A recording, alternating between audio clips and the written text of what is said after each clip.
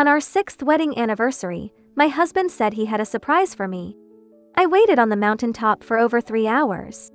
He never showed, not even when the rain poured down.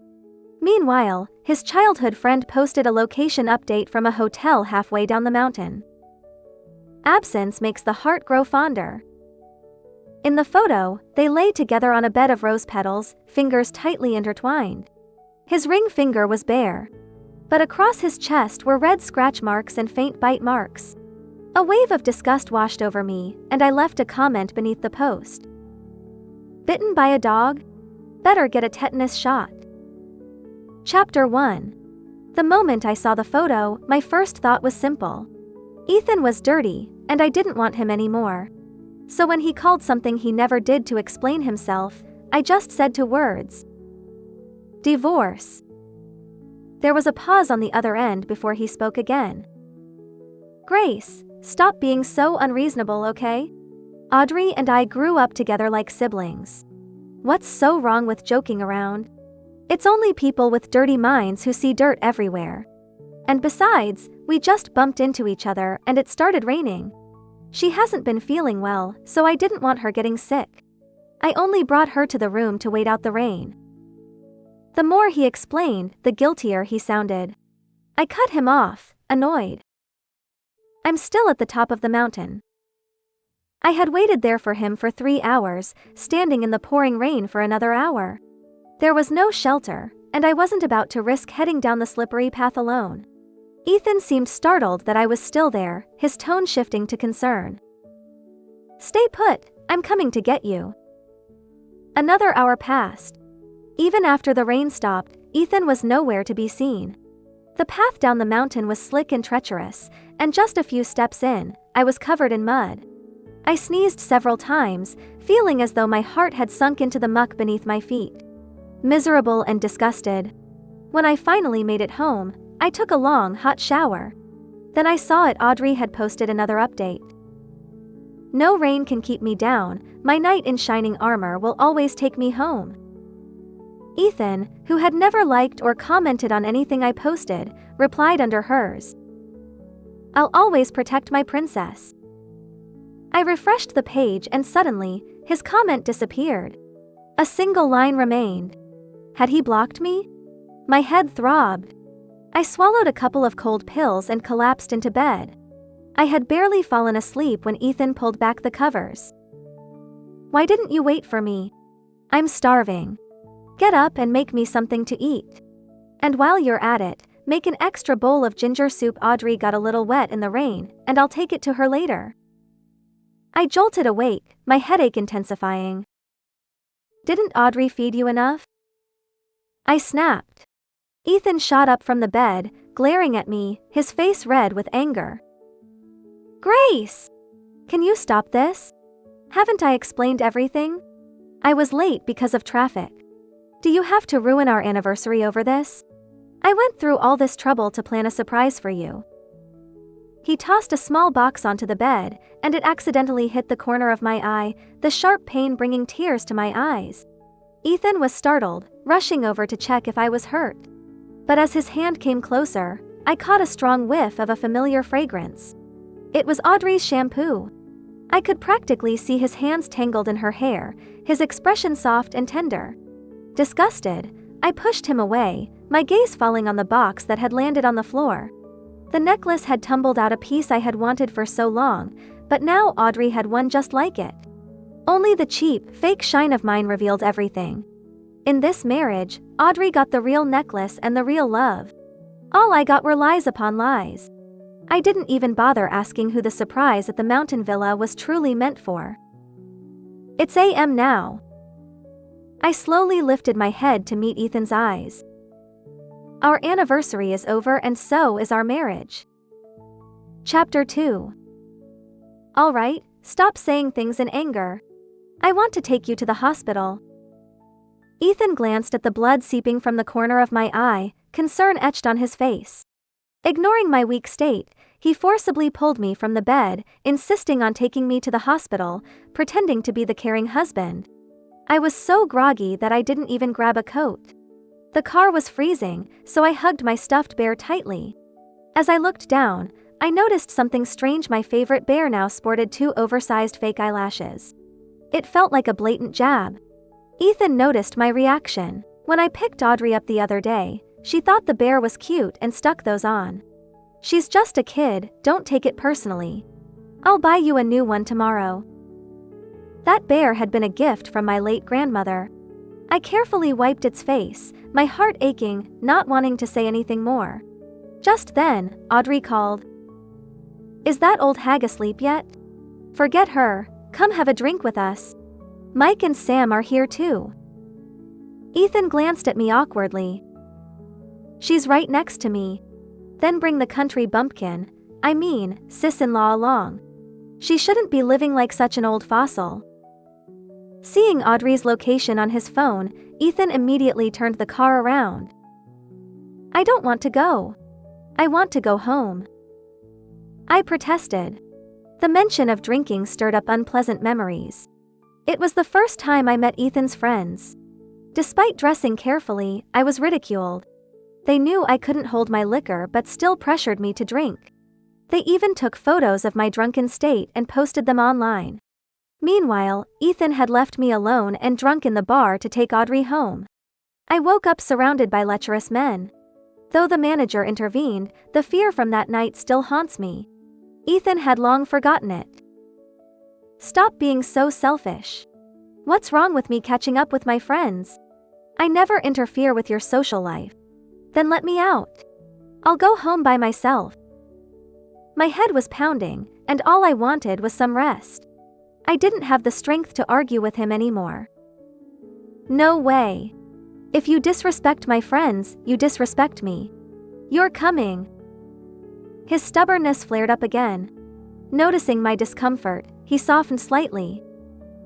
Just say hi, and we'll leave right after. Don't make this harder than it needs to be. By the time we arrived, it was already past a.m. Audrey greeted Ethan with an enthusiastic hug, then looked me up and down.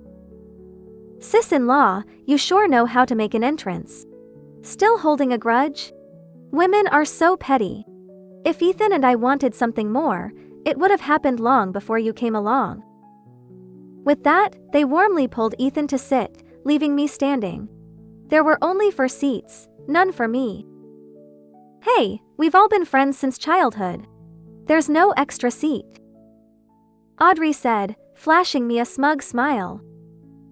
Why don't you just head home? You wouldn't understand our conversation anyway. The 4 of them had been close friends since childhood, and Audrey, being the youngest, was their darling. During my years of loving Ethan, I tried hard to fit in, to accept his friends and become part of his world. But every time we gathered, Audrey would reminisce about the past, mock my background, and talk about things I couldn't relate to, leaving me feeling sidelined. Sensing the awkwardness, Mike stood up to offer me his seat. Sis-in-law, why don't you sit? Looking at Mike, a memory surfaced. He had often asked Ethan, what does Grace have that Audrey doesn't? Why did you marry her? And what did Ethan say? That was during a fight with Audrey. I married Grace on impulse. I regretted it early on, but I felt sorry for her after she'd pinned for me for so long. Thinking of this, I sighed softly. No need. We're divorcing. That should free up a seat. In a marriage of 2, there's no room for a third. Ethan stared at me in shock. In all our years together, it was the first time I had embarrassed him in front of his friends.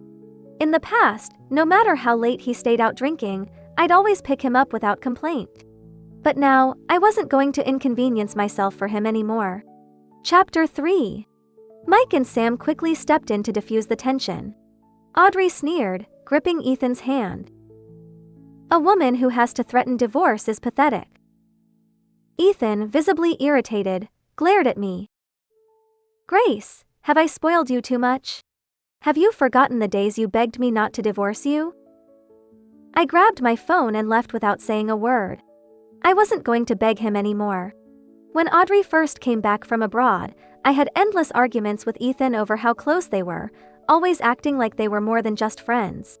Every time Ethan would say, If you can't deal with it, then just get a divorce.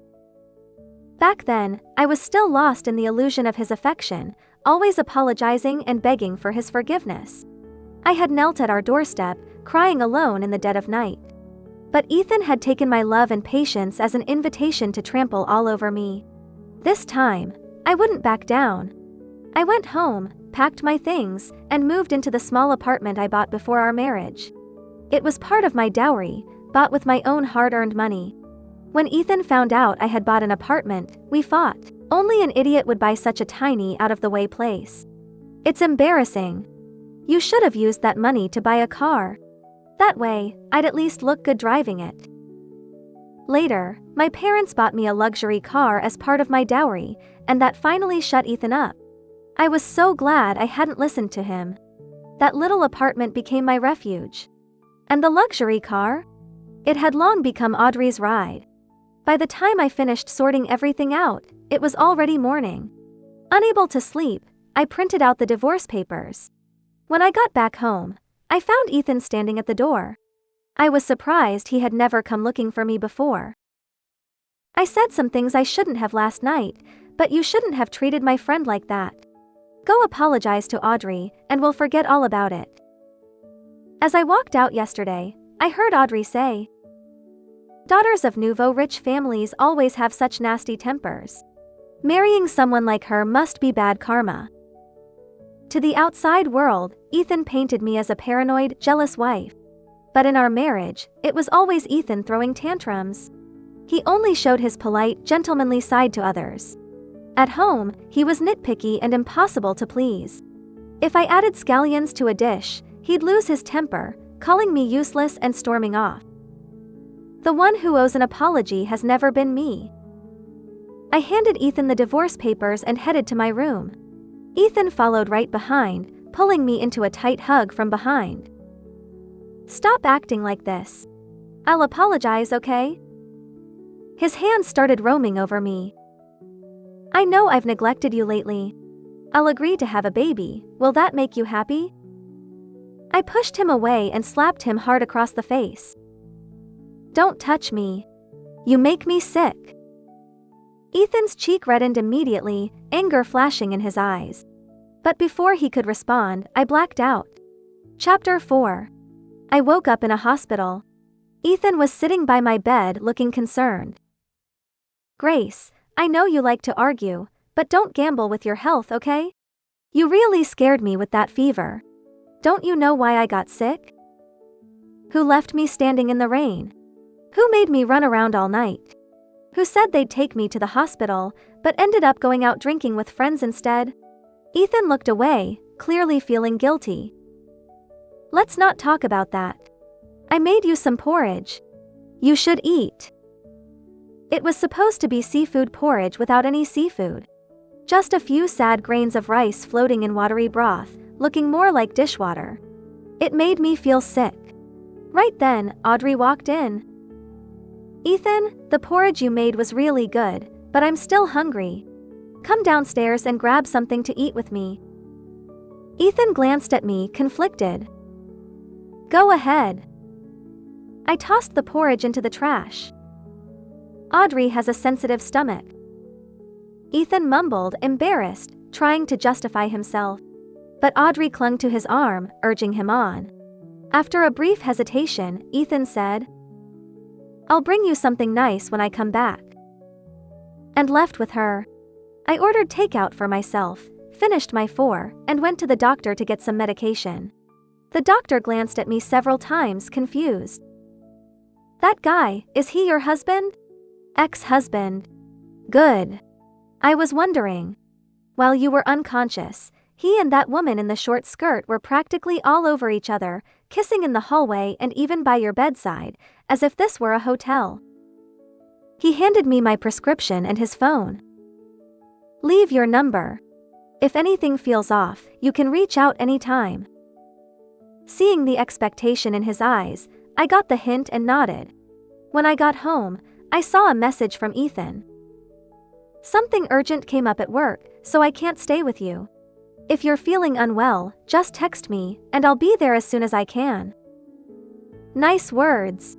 I remembered a time when I had acute gastritis, writhing in pain. Ethan got annoyed that I was disturbing his sleep and took his blanket to the study. If you're feeling sick, go see a doctor. What do you want from me? I'm not a doctor.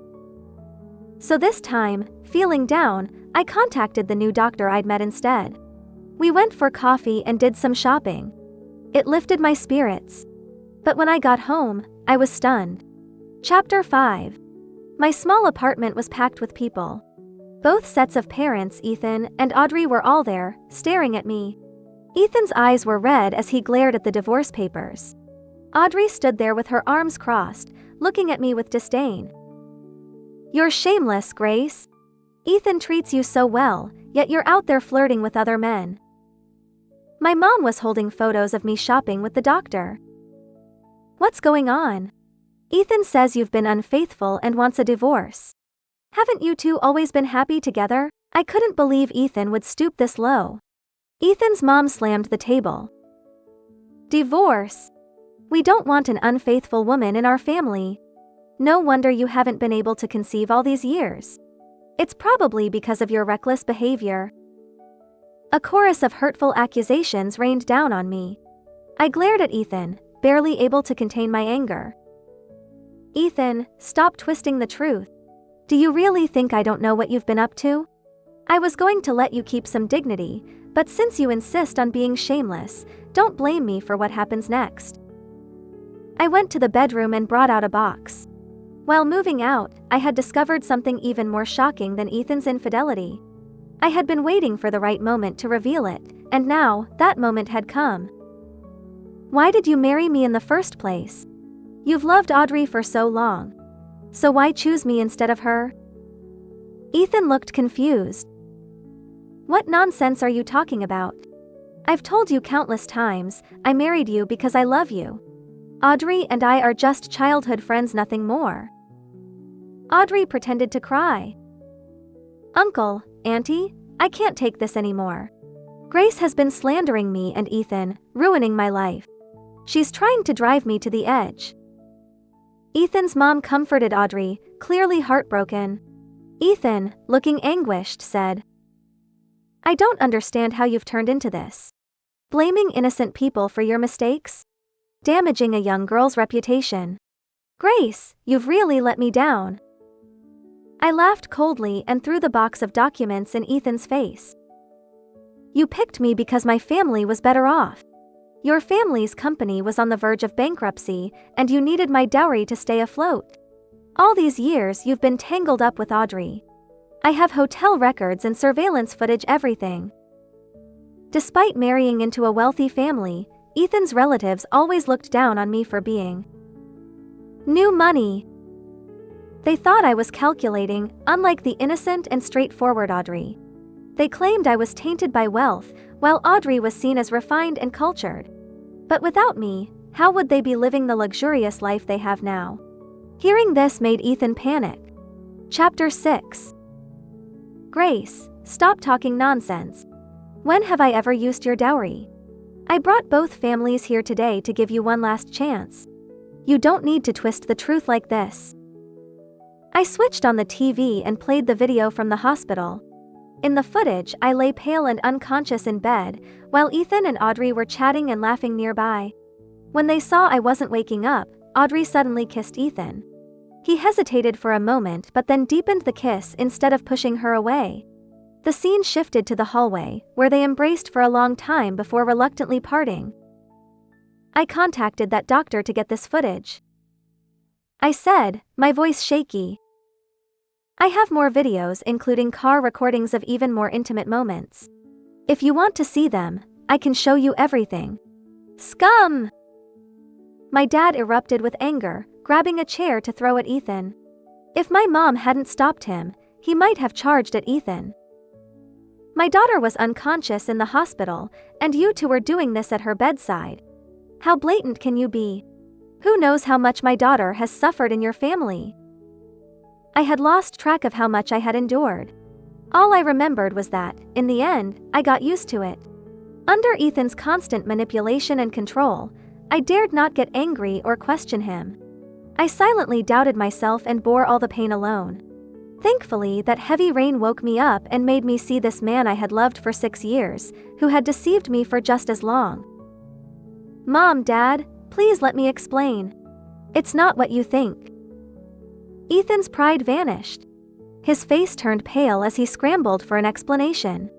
But faced with the undeniable evidence, what could he say? In the past, he had relied on my love and trust to deceive me repeatedly. But now, no one in the room would believe his lies. Chapter 7. I looked at Ethan calmly. Sign the divorce papers now, and I'll grant you a final shred of dignity. Drag this out, and it will be ugly for both families. I won't divorce you, Grace. Don't be so cruel to me. This is all a misunderstanding. I've only ever loved you. We've been married for 6 years. Don't you understand my heart by now?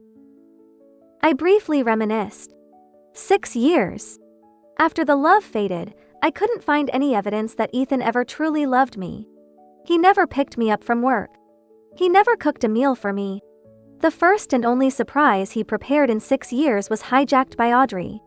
If I hadn't seen how he treated Audrey with such passion and devotion, I might have continued to deceive myself, convincing myself that Ethan was just a man who didn't know how to express love.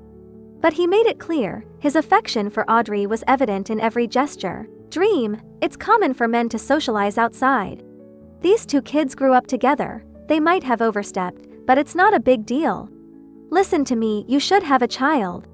Once the baby is born, your husband will settle down. I avoided Mrs. Johnson's touch. If you're okay with living like this, that's your choice. But I can't turn a blind eye. You've never liked me anyway and always wanted Lily to be your daughter-in-law. Now you can have your wish. But you must return all my dowry and the marital assets that were transferred out, every single penny. Everyone knew exactly where those assets went. With all eyes on her, Lily looked embarrassed. James, please say something. It's not like that, I didn't. James, who had always defended Lily, was silent. He walked over to me, looking pitifully at me. Please don't say such hurtful things. It makes me sad. As I tried to leave, he immediately grabbed my hand. Lily, feeling neglected, burst into tears and ran out. You're all ganging up on me. Fine, I'll just end it all, then you can be together without any worries. His grip on my hand instantly loosened. It was almost instinctive. James ran after her. He stopped awkwardly at the door and turned to look at me. Dream, I just can't stand by and watch her get hurt. Even if she were a stranger, I wouldn't ignore it. I smiled calmly without arguing. Memories of the past flooded my mind. Chapter 8. The biggest argument James and I ever had was when I discovered he had replaced my vitamins with contraceptive pills. I angrily confronted him. If you didn't want kids, you could have told me. Do you know how harmful an overdose of contraceptives can be? James nonchalantly retorted. Why should I care? I just don't want kids. If you don't want to take the pills, then we'll sleep in separate rooms. I couldn't understand his strong aversion to having children.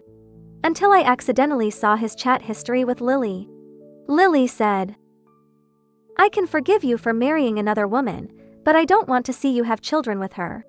I know your heart isn't with her, but children would distract you. I want to be the most important person in your life. I want all your love.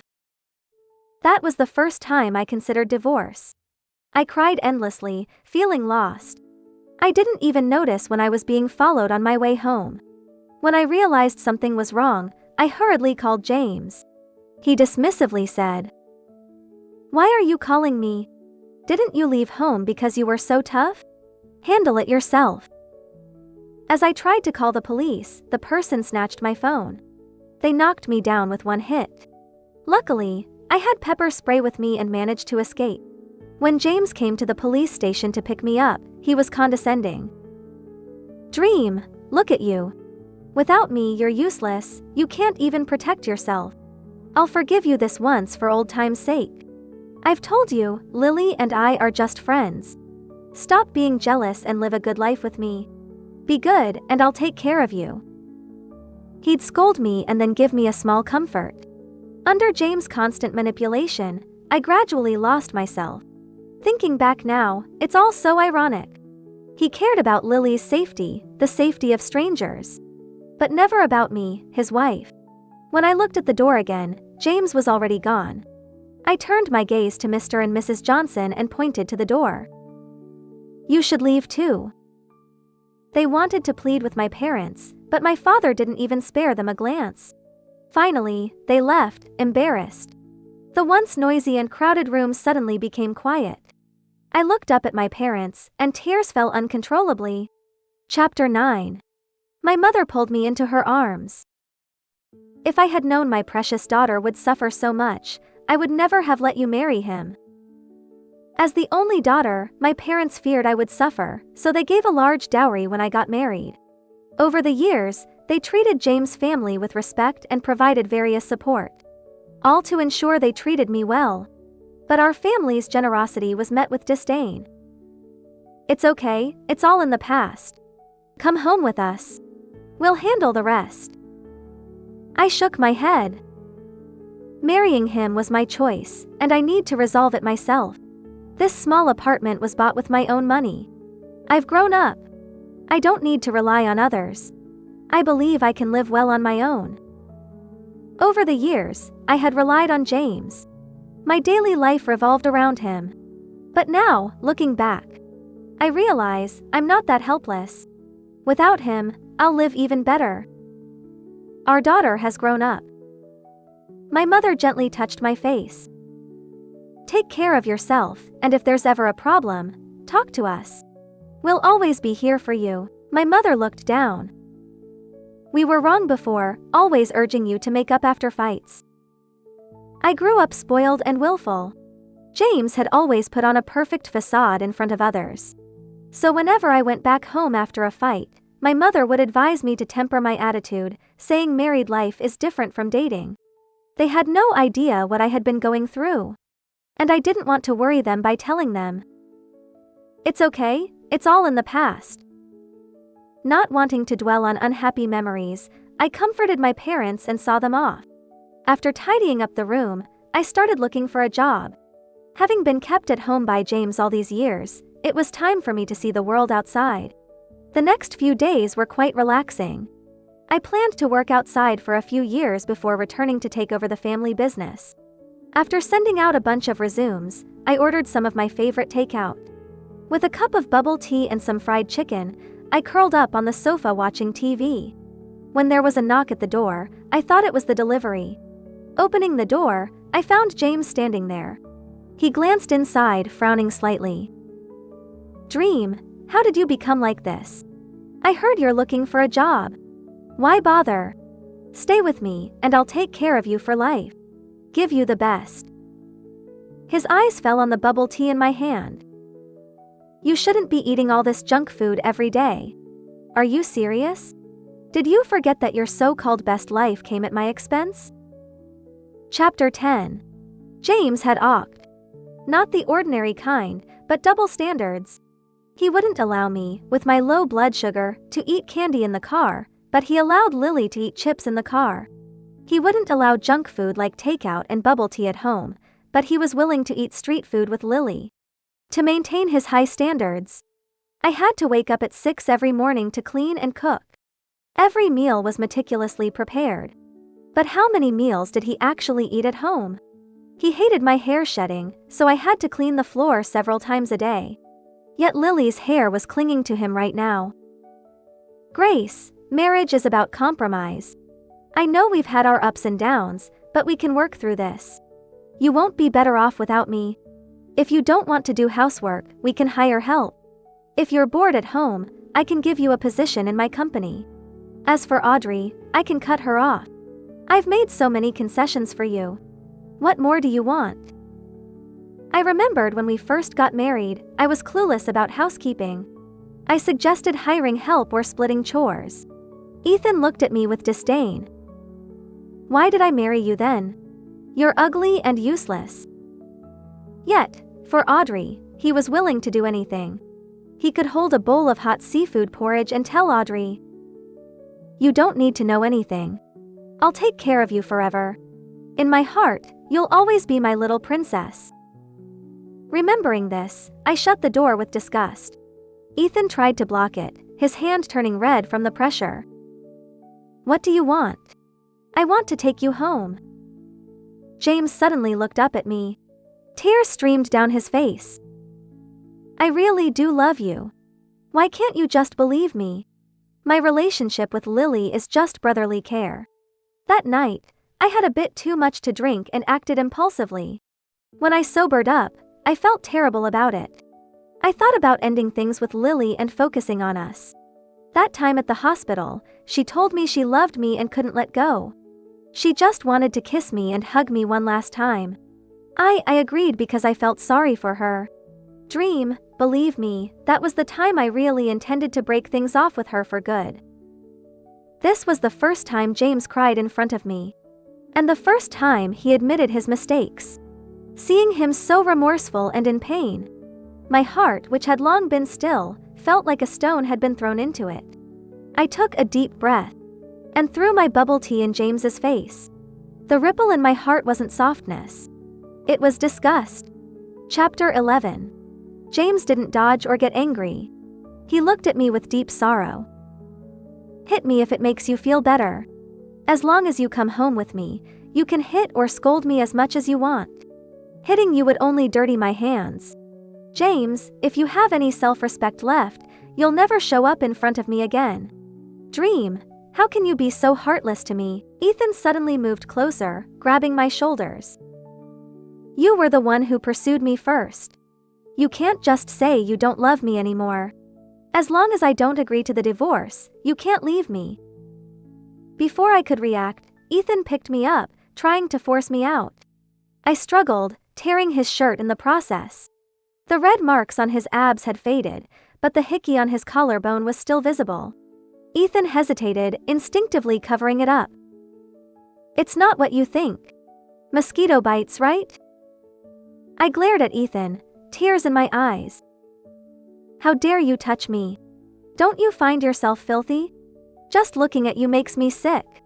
Get out of my house or I'll call the police." Whether it was my words or my tears, something worked. Ethan stepped back, looking at me with a mix of hurt and hope. Finally, he left, eyes red. That night, Ethan sent me a video. He kept washing himself with cold water over and over. "Grace, I'm cleaning myself up. Please don't be mad. Give me another chance, I beg you." I blocked Ethan on all platforms and moved to one of my parents' vacant properties that night. I feared Ethan might show up again and do something drastic. Thinking it over, I contacted a lawyer to file for divorce. I prepared for everything, but overlooked Audrey. A woman in love is more determined than any detective. Audrey found me. "You bitch, you turned Ethan against me.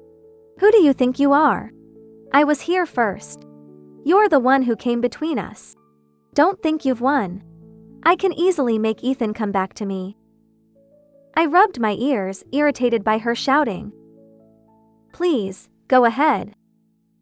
That kind of trash, whoever wants him can have him. I certainly don't." Chapter 12. Audrey hesitated, clearly not expecting my reaction. She tried to provoke me again. "Stop your tricks. There's a camera at the door. You won't get away with it." Provoking me, hoping I'd yell or hit her. Then she'd cry to Ethan, playing the victim.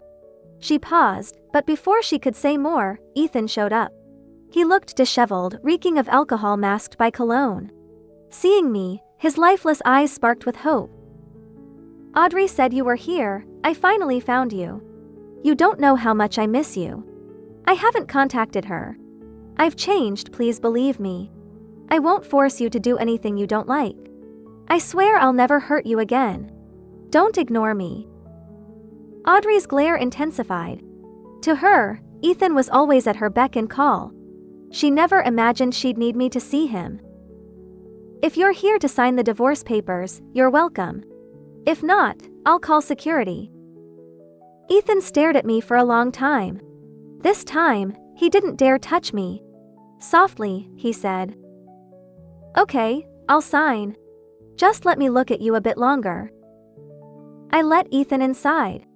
Audrey tried to grab his hand, but he shook her off in disgust. Once inside, Ethan couldn't take his eyes off me, as if he had 1,000 things to say. I made myself a cup of tea, sat on the sofa, and read. Sign and leave. Grace, do you really have nothing to say to me? Seeing I wouldn't answer, Ethan started talking. He reminisced about our first meeting in a summer breeze. He recalled our 6 years of marriage. He said he loved me deeply. During this, a police officer called, saying Audrey had been in a car accident. Ethan coldly hung up and continued talking to me. It was a moment of weakness, if only I had resisted. He slapped himself hard. I know it's too late for regrets. I just beg you, don't hide from me. Even if I can only watch you from afar, I'll be content. I yawned. Finished? Sign and leave. Heavy rain began to fall outside. Tears streaming down his face, Ethan signed the divorce papers. Then he walked into the rain without looking back. The rain lasted all day and night. Ethan stood in the rain just as long. His family took turns trying to persuade him, but he wouldn't budge. It was a self-imposed punishment. I drew the curtains, shutting out the outside world. My love for Ethan began on a summer evening's breeze. It ended on an autumn night's downpour. From now on, I'd start a new life. Ethan and everything about him no longer concerned me.